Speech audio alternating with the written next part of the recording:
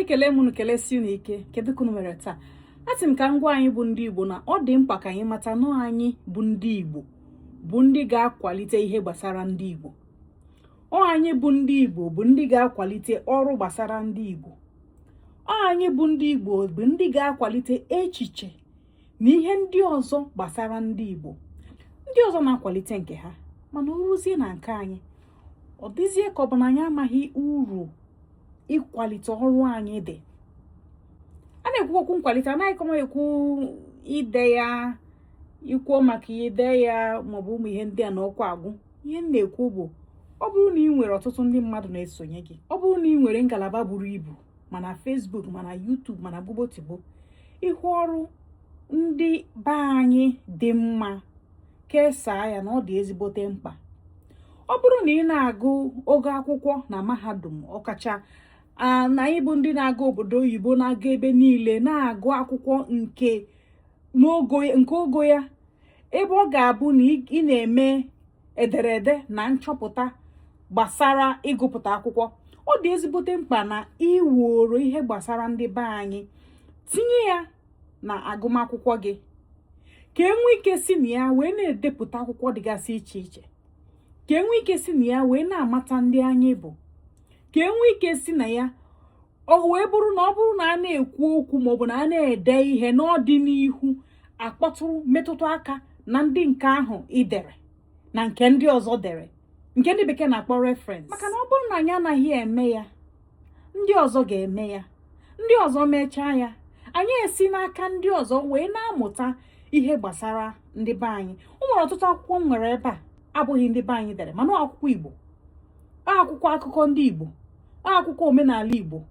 Ihe ndị ọzọ ji edere ya bụ na ọtụtụ oge anyị anaghị ya ele anya lemie anya si na anyị ga na-eme ihe ndị a, ọkacha na ọ bụrụ na anyị nọrọ n'ime ogo akwụkwọ, n'ime agụmakwụkwọ, n'ime akụkụ ụwa na mba ụwa dịgasị iche iche. Ihe anyị na-eme bụ anyị na-ele anya na nke ndị ọzọ, anyị hapụzie nke anyị, ndị ọzọ ahụzie na o nwekwara ohere ebe a ka anyị bakwa tinye ihe ha tinye, anyị sizie n'aka ha wee na-amụtazi ihe gbasara ndị Igbo. Na-ahụghị na ihe ndị a nwere ọ dị millennials, nwere ka ọ dị ya bụ ka anyị ghara na-eme ihe aka ekpe anyị hụ ihe gbasara ndị be anyị. O nwere ọtụtụ ndị na-emepụta ihe, ka m nwere ya dịka otu anyị nwere ndị na-eto eto na-agụ egwu dịka Ugochi, dịka ụmụ Obiligbo, dịka Ife na ndị otu ya.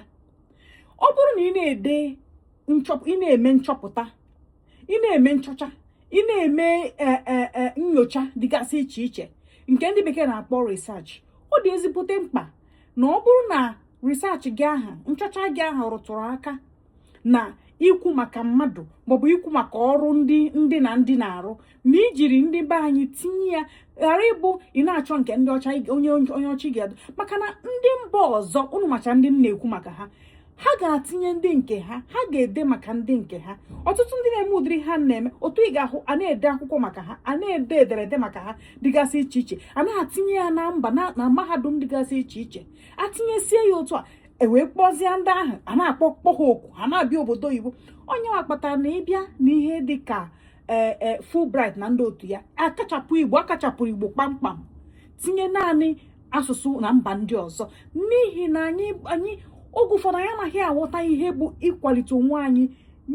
Ya asị na ịkwalite onwe anyị, ihe m na-ekwu bụ n'ebe ọ rụtụrụ aka n'isi mmiri, n'ebe o kwesịrị ịbụ, ghara ịbụ naanị anyị kwuo maka eyeye anyị gba nkịtị ya gawazịa. Ọ bụghị ka esi eme ya. Ndị ọbụla chọrọ ka a kpọọ ha mkpa, ndị ọbụla chọrọ ka ha soro n'ihe a na-eme, ndị ọbụla chọrọ ka ha